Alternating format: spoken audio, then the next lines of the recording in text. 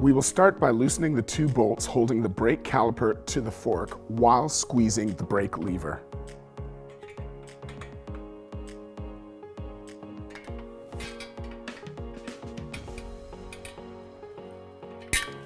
Then tighten the two bolts.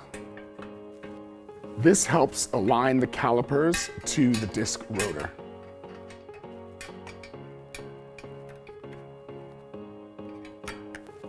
Any small minor adjustments can be made by gently loosening the bolts and moving the caliper by hand into position.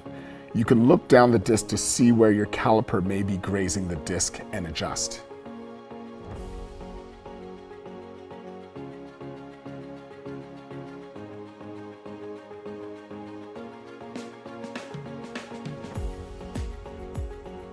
To adjust the free play in the brake cable, loosen the cable anchor and pinch bolt, pull the slack out and retighten the anchor bolt. Squeeze the brake lever to test. Once tightened, the lever should feel firm after 4 to 5 mil of travel.